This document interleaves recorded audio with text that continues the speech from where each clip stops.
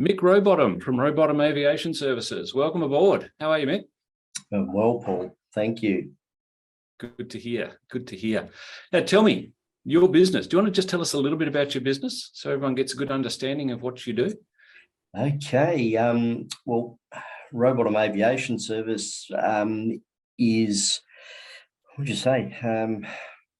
We support high net worth individuals in their business jet acquisitions around Australia and predominantly Southeast Asia and New Zealand.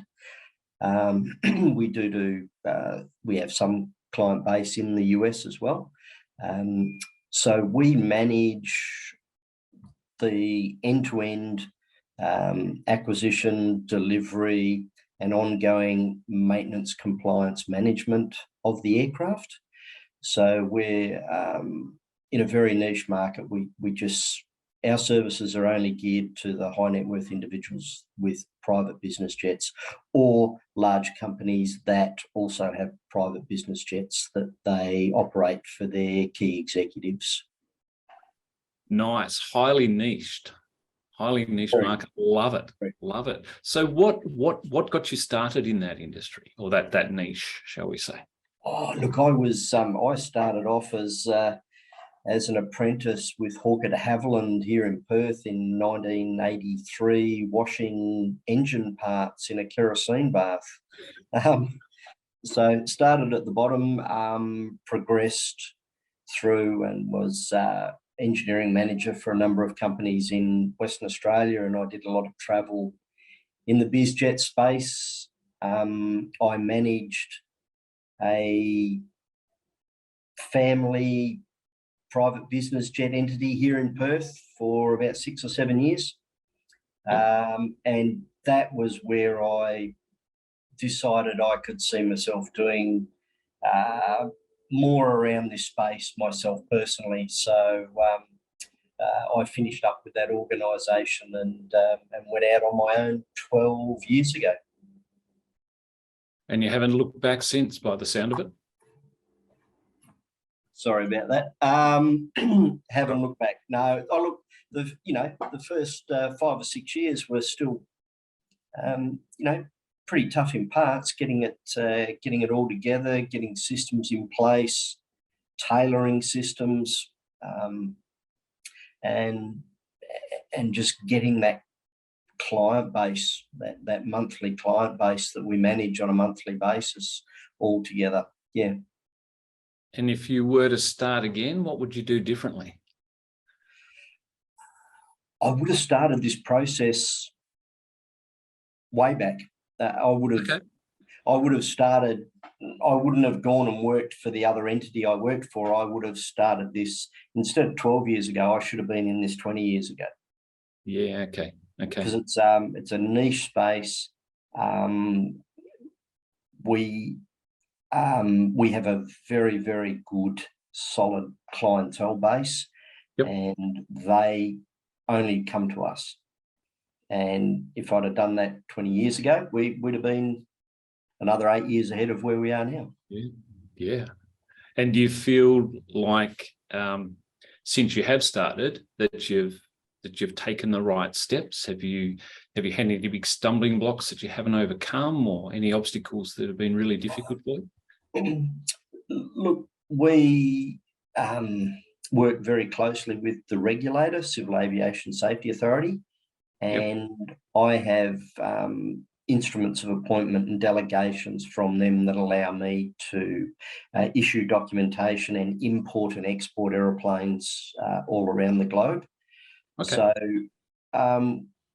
those processes were hard to basically get those bits of paper signed off. That could have been a lot easier. Insurance, like personal insurance in this space, is a very, very difficult thing to come across. And, the clients want that, obviously, understandably, PI cover. But that is incredibly difficult to get a product written around what we do. Yeah, wow. You must have a good broker then. We managed, well, we ended up Lloyd's of London are the only ones that did something for us. Interesting. So that was very, very challenging for a number of years to try and get that dealt with. No, the obstacles have just been general normal business obstacles. We've just really tried to plough ahead and just improve everything we do. It's like my early quality studies is the Kaizen approach, which is just step by step. Yep. And we, right from the outset, of set that methodology. We didn't want to set the world on fire in the first year, but we wanted to make sure we were known well and truly at year 7 onwards, and that we have been able to achieve. And we, as I say, we have a really good solid client base that is growing. That's the important thing. You've got growth. Yep. And hey, in a niche market like you're in, I imagine the market's just going to get bigger and bigger for you as time goes on. Yeah. Fingers crossed, eh? Yeah. Fingers crossed. Yeah. What are some of the misconceptions you reckon that are out there about running a business, and how have you addressed them? Oh, look, the misconception is that the boss or the owner of the business always, he might be there from 7 till 4 or something like that, but people don't see the behind the scenes, the effort that has to go in to have a successful business, the after hours work that's done, the on the weekend work, the public holiday work. Yep. There is an immense amount of time that any business owner is well versed in that goes on behind the scenes. Portraying that to people who work for an employer, they just don't get it. They just don't get the level of input that has to go in continually to grow your business, to be successful in your business, and just to keep moving on. Trying to get that through to people is incredibly difficult. They just don't. A lot of people just don't understand. They don't grasp how much goes on. Yes. So it's sort of like trading the 9 to 5 for the 24/7. Yeah, pretty much. Pretty much. So how do you balance your personal life and work life? Are they intertwined, or do you try and keep them segregated? Look, I have the luxury of this type of business. I can operate from anywhere in the world. Yes.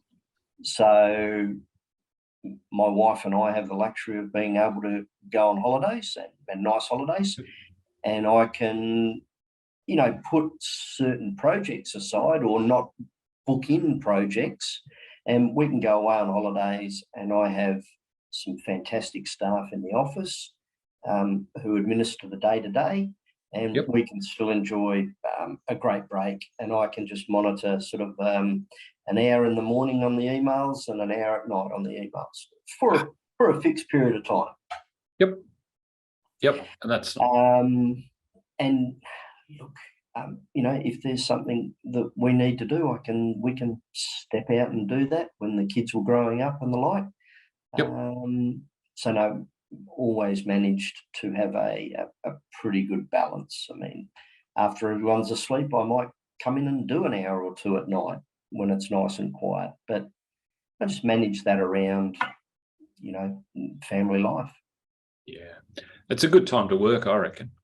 It's a nice peaceful time of night, and I seem to be switched on at my best at that point. So yeah, hope you are as well. Yeah. True. Yeah. So what do you attribute your success to? What are your characteristics within you that have helped you succeed?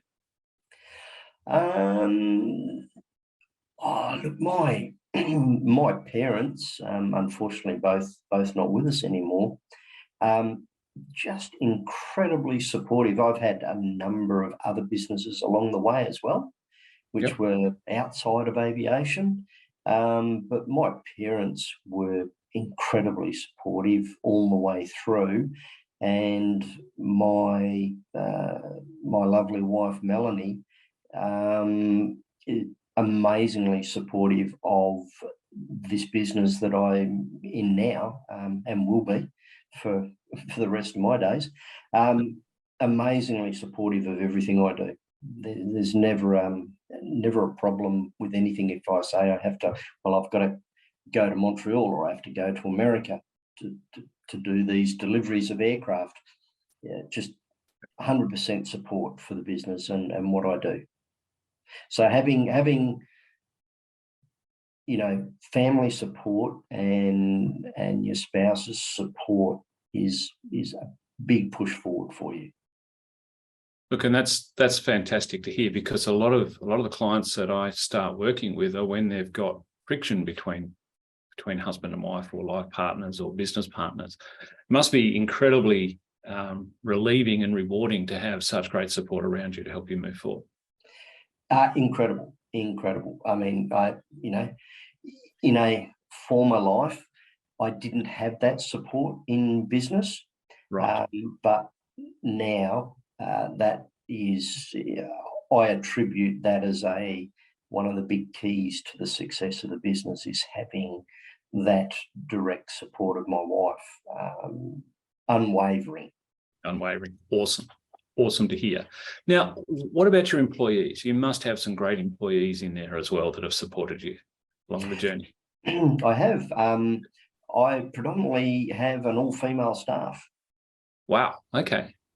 And they're amazing. They keep me in tune, and they keep all the cogs running during the day. I put them through as much training as we can possibly find for them, and build them. Yep. And they're great. They're awesome ladies.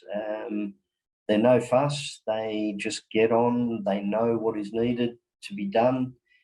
We have to be extremely vigilant and accurate on our documentation, because it's regulatory framework documentation, and it hinges on aircraft safety. Yep. So there is no "that'll be right, mate" type of thing. It's 100% accurate, and that's all there is to it. And they know that. When they have questions, they come and ask, and we get it dealt with. But incredibly good team of ladies. That's great to hear, because there's so many employers fail to attract the right team around them and fail to keep them motivated and keep them energized. And you must be doing something right. Is there a trick to that? Oh, look, I run a, what would you say? It's a total flexibility workforce. Ladies can't be there on a certain day, then they're not there. Yep. One of my key ladies, both of us have complete home office setups. Yep. As where I am today, and we have the office in town, and she has requirements that she needs to meet in her family life, and she is free to come and go as she pleases. She just drops me a text and says, "Hey, I won't be in until 12 today," or "I need to do this afternoon," whatever the case may be. But the work gets done. Yeah. It's just, it might be at different hours of the day. But exactly right. And that's a great thing, isn't it? Yeah, look, it's just, life's changed. People have commitments and outside of their working life, and you've got to be able to entertain that and work around those things. So I think long gone are the requirements that you have to be here at 9 o'clock and you can't leave here until 5 o'clock. It's just got to be, there is a requirement that they need to be in the office space at certain times because of the work we do. Yep. But there's also an element that can be done quite comfortably outside the office space. So just holding and just maintaining that flexibility for all the staff is a good thing, I believe. I think there must be more behind that as well, Mick. There must be something that you're doing that attracts those sort of people, or something about your leadership style that gets them to want to stay in that environment as well. So you must have some untapped secrets in there, I think. I don't know. Just treat everybody nicely and fairly as you'd like to be treated yourself. That's exactly right. That's it. Yep. Good to hear. Now, one last question from me. What's a bit of advice you'd give to somebody that's looking to start out in business? Ooh. Doesn't have to be one. If there's a couple there, that's good as well. Look, do you know what I've had? Get yourself extremely sound startup advice. Find a really good accountant. I have been with my accountants since I left school. Wow. Okay. The one accounting firm. Yep. So we have a relationship. So I think you need a good accountant, and depending on what business you're going into, you need to secure very good legal advice. Yes. And I've chosen to build relationships throughout my life just with one company, one of each, one legal company and one accounting firm.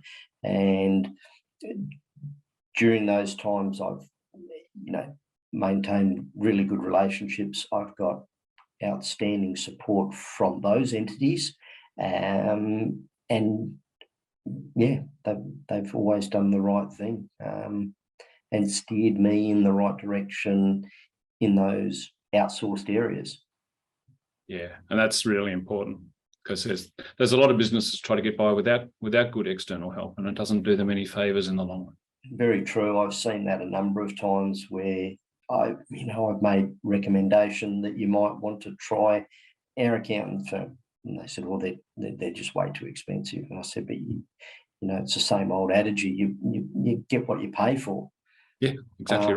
So if you want to pay for if you want really good advice, sound that can be supported, then you've got to pay for it. Exactly right.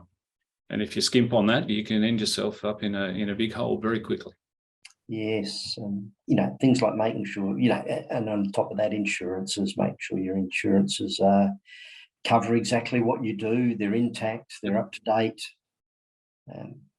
Just sort of those basic things is really what's needed at a startup.